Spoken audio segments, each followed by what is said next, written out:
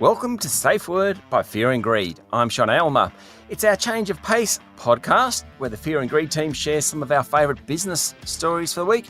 It's probably optimistic to say business stories. Basically, we carry on a bit and hopefully there's some relationship to business in it. As always, I'm joined by the team. Mickey T, Michael Thompson, good morning. Oh, hello, Sean. Adamski, Adam Lang, good morning. Good morning, Sean. Sorry, Adam, I had to put you second this time round because last week I got into all sorts of trouble after the show because I introduced you and I had a chat for about a minute and Michael's just waiting, hoping to get a word in, but he hadn't been introduced, you see, so he was sort of hanging. It would have been impolite for me to jump in, and I had things I needed to say. I've been told that I have to get Michael in earlier in the show, so that's why he went first. Adam, one thing though I think this week that you and I have both learned is just the extent of Michael's competitiveness. Quite extraordinary, would you agree? I do. I knew he was competitive, but I didn't understand just how far it went. I thought the Saturday show, we introduced a new format, and Michael and I pick our favourite story, the biggest story, sleeper story, and the most remarkable story, and we compare, and then we sort of have a winner who's got the best of those, but we're always arguing because each of us think we ourselves are the winners. We asked Adam to come in and adjudicate on those four categories. As it turned out, I won 3-1. Correct, Michael? I don't really remember. Yeah. So I won 3-1. That's fine. We got off air. We're just doing a bit of a debrief as you do. You know, what are you doing for the day, Saturday, etc. And suddenly Michael pops up and goes, Adam, I just think you were really wrong on your adjudication. He went the referee. He did, and he even troubled the swear jar on his way to doing so. Oh, that Incredible. is not Incredible. True. That is, I might have actually. I can't say that with any kind of certainty. But to be fair, your adjudication in the Saturday edition of Fear and Greed was... Adam, I thought you did a great job. Thank you, Sean. I respect your independence, Adam, so I'm not going to tell you how to do your job. But next week... If I don't win... Look, I can't tell you what a rewarding experience it was, and clearly the feedback I'm getting is testament to that. Yeah, excellent. Yeah. No, I assumed that money must have changed hands, or there was some kind of... my instant reaction was there must be blackmail here because Sean, you must have something against Adam because there is no way in the world that my stories should have lost in the Saturday edition. But you know what? I'm not bitter. I don't hold on to things. I've let it all go. And on the upcoming Saturday edition of Fear and Greed, I will be out for revenge. So, Adam, you know what you have to do. Do the right thing for Australia. Some of these shows are damn skits good. We don't have to say anything. We just let Michael rabbit on. No, indeed. The competitive nature reveals itself. Now, Mickey, I'm turning to you for a safe word this week. I think you're the man for that. Each week we have a safe word which we are allowed to use if we think a topic's getting just a little bit too risque. Have you got one? Well, I do. I actually do. Would you believe I've got a bit of audience feedback. I've got a good story for you, and I've got a safe word, and it's all rolled into one. Wow. And really, I mean, the purpose of the safe word, which is where the podcast gets its name, the purpose of the safe word is that Adam is able to use it if he finds that the feedback's getting a little too... frank. Yeah, and just that it's probably a little bit too honest. And so this is mostly for him. And funnily enough, the story and the safe word and the feedback are all actually about Adam as well. Okay. Well, good. That's unusual. So pleased to be here, yes. So there's a little bit of context to this. A few weeks ago, we told a story about a huntsman spider. And the story was that when Adam and I were working together at a radio network, Adam helped to clear a huntsman spider out of my office by chasing it around. And he was the CEO at the time, so he's there crawling around in his suit in my office trying to chase it out, grab it in his bare hands, and it escaped and ran into my bag, and I still don't know to this day where it actually is. Anyway, so it led to this discovery that Adam has an almost unnatural fondness for huntsman spiders. I think of it as respect.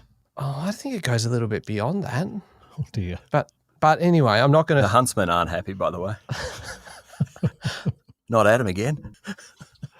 So anyway, through the week, we get a message from Adam saying, look at my new friend, and it's a photo that Adam has taken of his own pants. Definitely a better way to say that. Because Keep going. Keep going. Struggle pants, through, Mickey. Struggle through. On his jeans was this whopping great spider. It is just this monstrous, bloody hairy thing just sitting there on his leg. So I did what anyone would do in those circumstances, and I uploaded the photo to social media. And the feedback from fear and greeters around the country and around the world is that Adam is certifiably mad, and that the fastest and most humane thing to do would have been just to put the spider out of its misery. I'm assuming it was in misery, clinging to your leg like that, Adam. But it went a little bit further. I was talking to Adam about it, and I said to him that, Adam, your shoes, your joggers, because you're wearing jeans with joggers. Oh, it was very Jerry Seinfeld, I thought. It really was. Adam is the Jerry Seinfeld of the 2020s. Yeah. Yeah. And so he's wearing the jeans with the joggers. Without the humour, obviously. He's more of a comprehensive kind of guy. And I said to him, your joggers are really, really clean. And he goes, look, don't tell anybody, but they're my indoor runners. No. Really? They are Adam's indoor runners. Oh, Adam. And it just raised so many questions of, well, first of all, why? Why do you have indoor runners? How fast are you moving between rooms that you need to have runners on? I try and protect you sometimes, Adam, from this sort of abuse from Michael, but, you don't do yourself any favours sometimes. Clearly I didn't on this occasion. And we'll get to your justification if there is one in a second, Adam. But I thought the safe word this week is actually kind of two safe words, and that is indoor runners. Okay. Because it is just a phrase I've never heard before. And I don't think those two words are actually naturally appearing together. So indoor runners is a very effective safe word. It's like an oxymoron. Yeah, it certainly is. So now, Adam, why do you have indoor runners? Okay. So I'm going to call this one under marshmallow, as in, Michael, you've given Sean and I feedback sometimes about our age, our sensitivities, my ability to injure myself even when I'm asleep. So under this title, I think marshmallow, I'm going to try and offer an explanation for why I have indoor runners. Indoor runners. So I have a stand-up desk, and the office that I use is floorboards. And my feet, when standing all day, already, Adam, too much detail. Too much detail already. Go on. They get a little soft. So I bought some runners for inside the house for when my feet hurt when I stand. Now, so clearly it all makes sense. Now, the mistakes I made here are many. So I heard Lara, she was outside, and it became evident that there was a spider. So I went outside in my indoor runners, which is a bit of a no-no, right? So I went outside in my indoor runners with jeans on. And then I took a photograph of it because I thought, Michael would like to see this. And so there's my mistakes in a row, a sequence of mistakes, if you like. Well, I definitely did want to see it. Having indoor runners, 2, wearing them, and 3, photographing them with a spider on my leg and sending them to you and Sean. So that's my explanation. I don't think the explanation makes it any better. What do you think, Sean? No, Adamski. You're such a lovely fella. You are, but sometimes... I just stray, do I? I'm not sure that audio is always your best medium. And yet, here I am. Never let it be said, he ever let it not be said, or something like that. So how does Lara allow this? How does Lara allow, because Lara's a very kind of stylish person, how does she allow your jeans and indoor runner combo? Your jeans and Jerry Seinfeld look. Yeah, I've done it without approval. And I think probably another element here is... Do you wear a belt on your jeans? I do, yeah. Because Jerry Seinfeld was famous for never wearing a belt on his jeans. Oh, I don't tuck my shirt in though. Right. I don't do the Jerry Seinfeld like tuck. What about if you have a shirt? When you get to a certain, Michael, you'll get to this age. You're probably not there yet. When you get to a certain age and that tummy just gets a little bit bigger than it used to be, the whole concept. Actually, Adam, you are so fit. This doesn't fit you at all. I'm fighting that fight. Yeah. Sometimes I'm winning. Good job. I've lost it. But the idea you put a shirt on and you've got a pair of trousers on. If you're on jeans, it's fine. You don't have to tuck it in. But then you put a suit on, and I had to put a suit on during the week, and you tuck in your shirt, and there's just that, it just doesn't look real good. Just that little portly belly thingamajig. Is there a certain age when this kind of kicks in? Because I actually think I am at that point, or I might have passed it a little while. You know what it did it? Lockdowns. That'll do it. There's an activity issue part of it too when you're a certain age. And look, to be honest, it's not even that, like, I'm not particularly overweight or anything, and relative to Adam, I'm obese, okay, because Adam, you're so fit and thin. And no, that's unfair. You're so I'm fit. not. But you just, mate, you're fit. Anyway. God. Oh, mate, you're fit. Oh, mate, you're fit. I think I'm going to move on. But the point being, no one likes aging too much.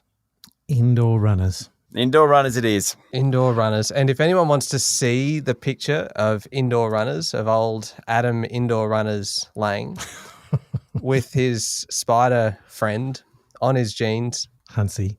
head to our Facebook page, the Fear and Greed Facebook page, and check it out. It is pretty. It has to be seen, really. Yeah, all feedback welcome, of course. Do you want more feedback? I think Really? I'm getting enough. No. I've got the general gist of it. That's enough for now, don't you think? So I want to move on to a topic that we've discussed, but it just really is worth another run. And this is daylight saving, Mickey T, and what's going on in the US. Fill us in. Oh, I love this story. This has got to be one of those stories that just, if it was April 1st, you would be like, yeah, that probably makes sense. Because with everything that's going on in the world at the moment, why on earth is the US Senate spending time, and now it's moving to the House of Representatives, spending time on a bill about whether to make daylight saving permanent? So the plan is that from 2023, next year, the clocks in the US will be permanently set forward 1 hour, and they never go back. I'm a bit split on it because I really love daylight saving time. There are a few things more depressing than that weekend in April when the clocks have to go back and everything just feels a little bit darker, and then you're on that downhill run into winter, and it's very unpleasant. But I don't know whether you need it year round. I just like Australia to have some consistency, for one thing, some time zone consistency, and get Queensland on board. In fact, you know what? Fear and Greed, we've talked about virtue signalling and the things that we stand for. We stand for things like nice lawns. We stand for huntsman spider rights. We stand for the ability for Adam Lang to wear whatever he wants in the privacy of his own home, and we stand for my right to put that online. But now, Fear and Greed stands for Queensland, get on board with daylight saving and stop this stupid situation where you cross the border at Coolangatta and you have to turn your clock back an hour. You may as well be sending it back 50 years. Are you with me? I'm not hearing the crowd erupt from Queensland, Michael. Nor me, just quietly. Or WA. No, WA. I just think in the US, I think it's hilarious that they think they can change time. I mean, they can time Oh, travel they're very powerful. by pushing it. And I like Rick Scott. Like, Rick Scott is a guy who has run for president, so he's a senator, and he's a very successful politician. And he was one of the loudest voices for this bipartisan bill, talking about the fact that changing the clock twice a year is outdated and unnecessary. I just reckon that where you are in the world decides what time it is of the day, and the rest of the world works off GMT, Greenwich Meridian Time. Why can't the US? It is just so ridiculous. But don't you love the name of the bill as well? The Sunlight Protection Act. I think that's my favourite part of it. Yeah. It's brilliant. Sunshine Protection Act, I think it is. The Sunshine Protection Oh, Act. that's right. Who makes the decision to name an act? Is it the person who brings it to Parliament? Because whoever that is, whoever brought that into the Senate, they deserve a medal. They do. The unsung heroes of our time. It sounds like it needs theme music.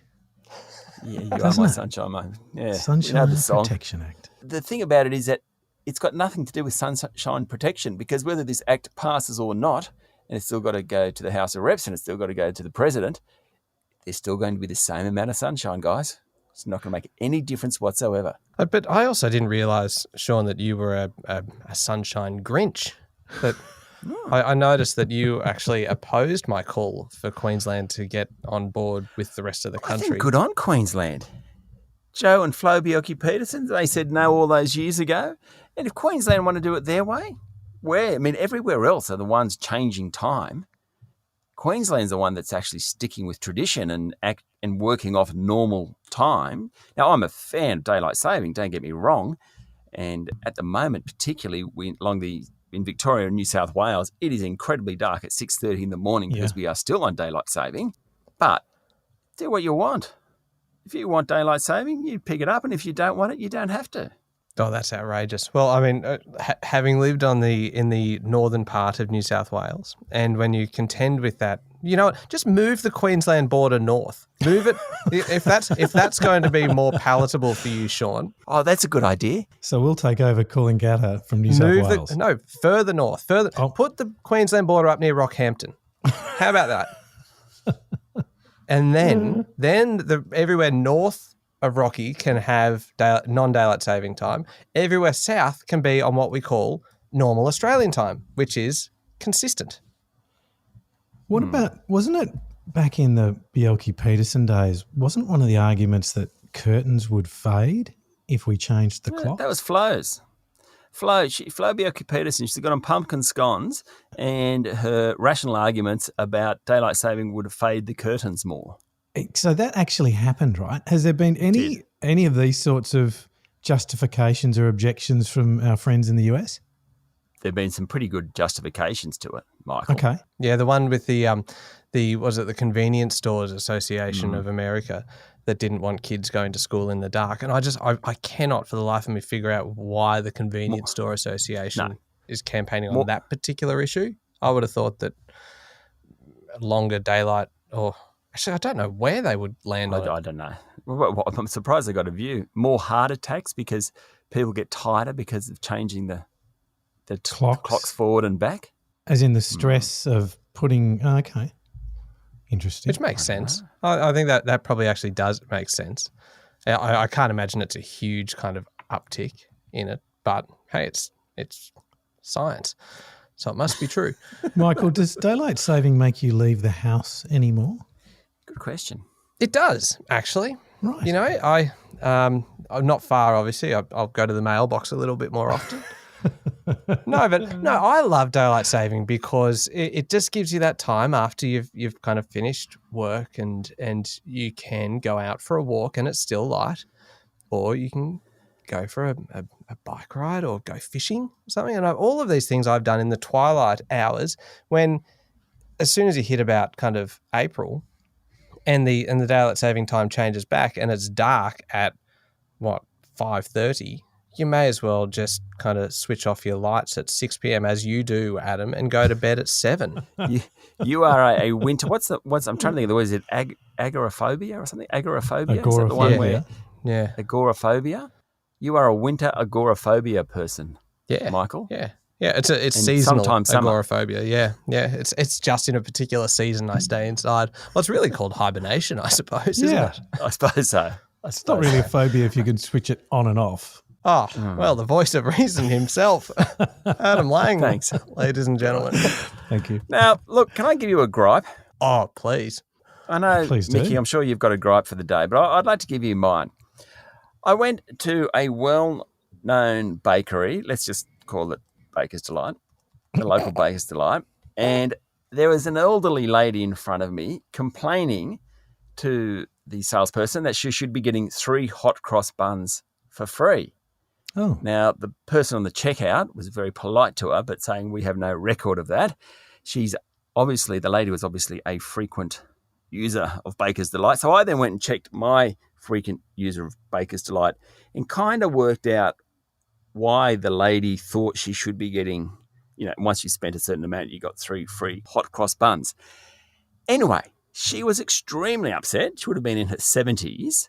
The lady behind the counter was lovely to her, but she wasn't giving an inch. And I waited there. It was 12 minutes while these two had this argument about whether or not, and eventually the lady behind the counter said, look, we can't solve this. Do you mind if I serve this long line behind you? And we'll come back to it. What I was most upset about is that all these sort of giveaways and freebies and all these retailers do it. They're really hard to claim. They're hard to understand, let alone actually claim. Yet I would get 10 messages throughout the day, be that email or text, offering me some wonderful product or item if only I do something else. And I can never make head nor tail of it. So this poor 70-year-old woman in front of me who was most aggravated about not getting her 3 free hot cross buns, I'm totally sympathetic to her. And it's not just a Baker's Delight thing. It is across the board. Anyone else cranky about that? Oh, I'm on board. I do agree with you. And I'm amazed that Baker's Delight didn't just go with the whole customer is always right and benefit of the doubt and all that kind of thing. Give the lady the buns. It's $2. And then you've got a line full of happy customers because they all get served faster. And that is ridiculous. That poor lady. And the line was watching this argument, and everyone was sympathetic to the customer because she was an elderly lady. And honestly, it would have cost them $2. That's retail. Wholesale was probably about 50 cents. Yeah, that's poor form. That is very much poor form. But they do get a bit confusing, all of the deals and the frequent flyer things. But that's why I use an app like we've talked about Stocard before, which kind of stores all of your rewards cards and everything all in one place. An app is a thing that you put on your phone, and I was wondering whether it goes in my Rolodex. Yes, it does. Yes, you can do that if you want to. And at least it doesn't make it any necessarily easier to kind of claim things, I suppose. But hey, it's all in one place then. I'm on board with you. I agree. Good gripe. Excellent. Good. So, but with that, it does make me wonder because there's no, any retailer or I guess customer service program, if they offer these things and they wanted to, there is a data solution, right? Stocard's one of them. But let's say Guzman y Gomez, right, which I go to sometimes. Kids love it. And they tell you. Hold on. So, Adam, we've just talked about how fit you are. You are very healthy. In fact, you're gluten-free. And you go to Guzman y Gomez. Yeah. It's good food. Anyway, so go there. They tell you when you've earned some rewards. And before you pay, they offer and say, do you want to use X, Y, or Z? And I think that actually makes me want to use them more. I think that's the best way for them to manage data. But I do wonder when they offer things and make them difficult, is the intention just to only offer some of those rewards, a percentage of them rather than all of them? You know which one is a good one? Flower Power. Oh, yeah? Because you get rewards points every time you shop, and then the next time you're in there, you just scan your card and they straight away say, do you want to take your $5 off or your $10 off this shop? It's just so easy. And that's the way it should be. Except there's a time limit on that one sometimes. So you must go to Flower Power regularly, I'm guessing. Quite a bit. So, Michael, the mention of Flower Power, would that include one of the reasons is weddings? I know where you're going with this. Can I just say before we get to this that no, you can't say anything anymore to any one of us in this group, and we're just having a private chat through the week. You can't confess anything now. Who has brought this on themselves more than anyone? Not you, Adam. Not indoor me. Indoor runners. I'm out. Go on. Michael, so tell me about weddings. Yes. So not only is Michael's partner in life, Sian, a wedding celebrant, but in a former life, I found out this week that Michael edited wedding videos. Oh, that would have been great. That's what he said. He really liked it. Yes, it was fun. What was not fun was going and filming it all and setting up usually 2 cameras and then having to just sift through all of this footage and figure out where I'm going to fit in a Bee Gees song into the soundtrack, which I did. And because obviously this is just for private consumption, and I really should not confess this because we certainly weren't paying any licensing fees or anything like that. So Adam, and I know that's it's a red flag for me. But every time I would make sure I would slip a Bee Gees song into even if the happy couple didn't particularly like the Bee Gees. You know what? It's not up to them. They had enough say in their special day. They do the I do's. The wedding video, that's up to me. Didn't get a lot of repeat business, but I suppose you don't. If the wedding is successful, you're never going to get another wedding out of that couple, eh? That's true. Very good point. Anyway, good times. Mickey, Adamski, halt. We need to take a break. We'll be back shortly.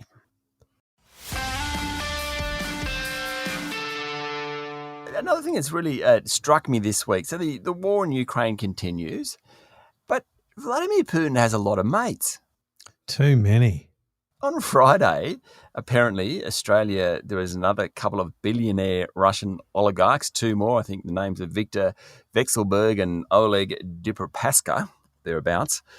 They're Russian oligarchs who have interests in Australia, friends of Vladimir Putin. All of a sudden, all these people are having sanctions put on them, like Viktor and Oleg, because they're friends of Vladimir Putin. How many friends does he have around the world? And they're all billionaires, it seems. How do you qualify as a friend of Putin? I don't know. Is it people that have made money off him? Yeah, well, they seem to be a really coincidental element of billionaire and friend of Putin. Yeah. Isn't it the other way around, allegedly, that they're not making money off him? Well, I'm sure they are, but he has made money off them, allegedly. Both, yeah. In that is how he has made his billions of dollars, Putin's billions, by... And retained power. Stripping the assets of certain oligarchs or just taking 50%. First ripping off the Russian people, then hoarding it amongst the relative That's few. not even considered. That's a given. We're ripping off the Russian people. But apparently there are a bunch of oligarchs who actually got rich off Putin. But what you're saying, Michael, is that they're returning the favour. Mind you, all of them have now got sanctions, but there just seems to be a lot of them. Yeah. And I'm amazed at the wealth as well. That these aren't just kind of, they've got a few $100 million. I mean, that'd be nice. But these are all people that have kind of tens of billions of dollars. Like there's some serious money, massive amounts of money. And again, that goes back to the ripping off the Russian people, really, doesn't it? They've made it out of a pretty resource-rich country. And unfortunately, the Russian people are the ones that have lost out on that. Yeah, not quite the communist manifesto that the authors had in mind, I don't think. No, not quite. Hey, we're coming towards the end of the show. I do want to ask you two, though, about how, not necessarily how you vote. Do you vote independent, coalition or Labor, but how you think about it. We've got an election at some point before the end of May, a federal election.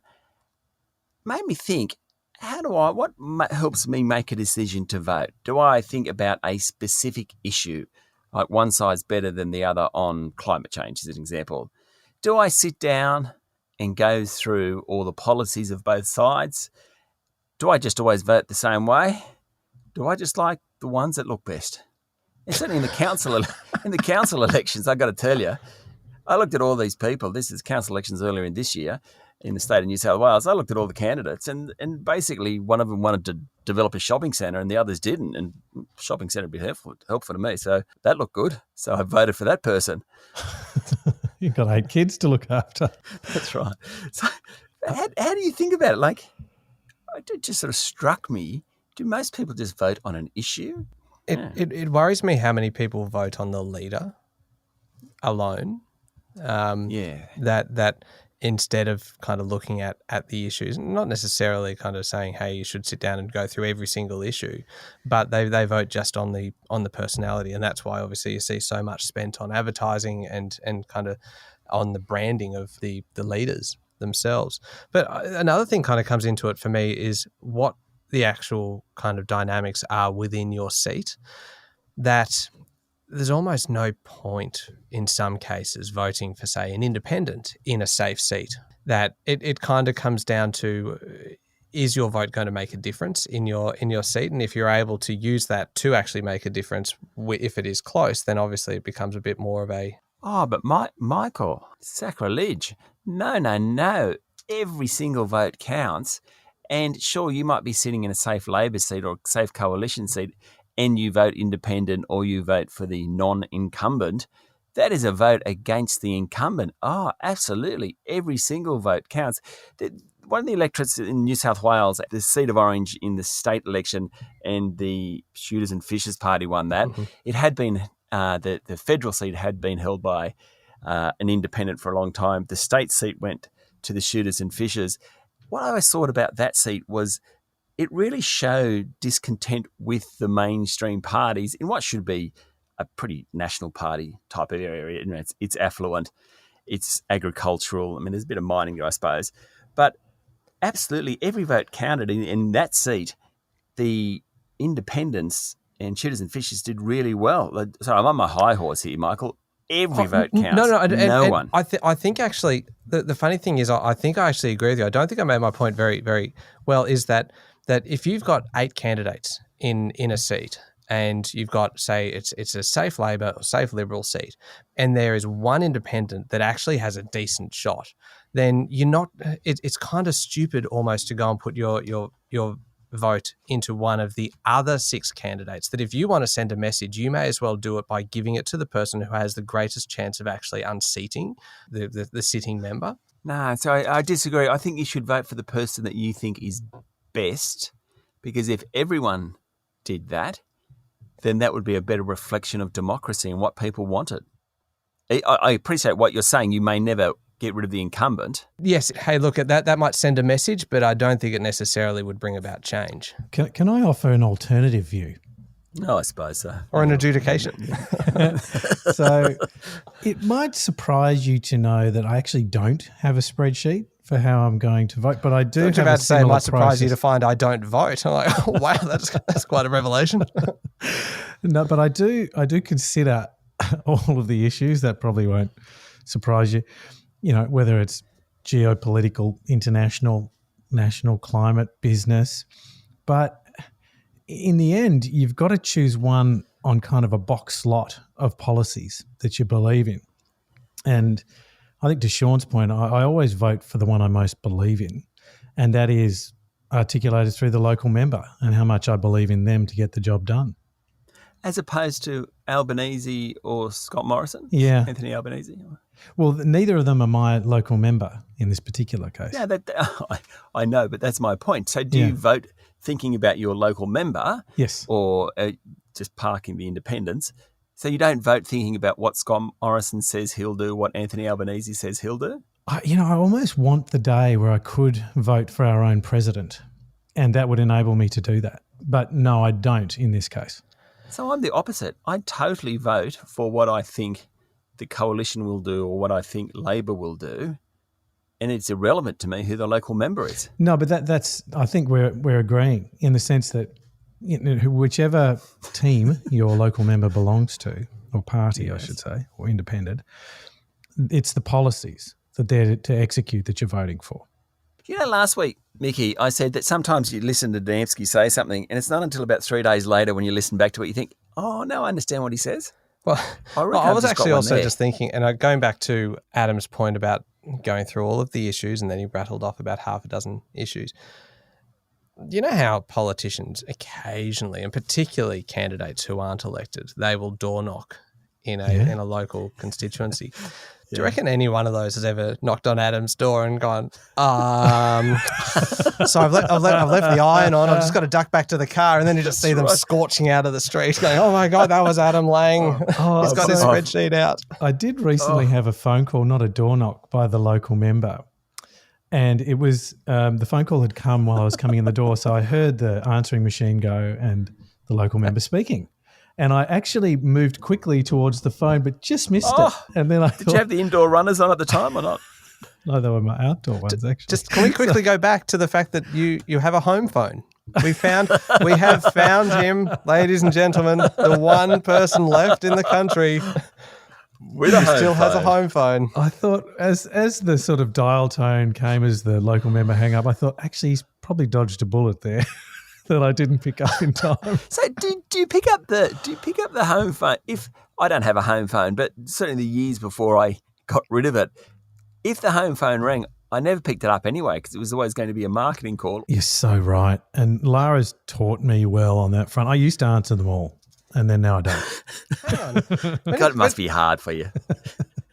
Number one, Adam, I thought that you surely would have had a private number because there are so few numbers in the phone book now because no one actually has proper numbers that you open up, it's just one page, Lang, Adam. You're like, okay, there's his number, the only home phone. You've actually got your photo just to take up some space. And just all you have to do is pick up your phone and dial 1. That's all. Dial 1 for Adam. 2 for Scott Morrison. And 3 for anyone's relatives over the age of 80.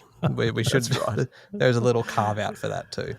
Thank you both. Righto. Look, I think we're running out of time here, Mickey and Adamski. I think it's been a great show. I think we've really solved some of the world's problems today. Both agree? Well, there's so many more to solve. But we'll have to leave that for next time. I think the fact that we right. haven't convinced Queensland to join the rest of the country, or at least join New South Wales and Victoria on daylight saving time. Yeah, or installed a flat tax. That never even came up. You can't just tack that on. That's like one of those little amendments that they do in the US, when they're trying to get a bill through and then someone will tack on something at the end. Loan Protection Act. And it causes the whole thing to collapse. You've just done that to my initiative to get Queensland on with daylight saving by tacking on a flat tax to it. Cheers. Very important. Collapse. Thanks for that, Adam. Indoor runners. Mickey, thank you for joining us this morning. Thank you, Sean. Adamski, thank you very much. Thank you, Sean. I'm Sean Aylmer. We hope you enjoyed the show and have a great day.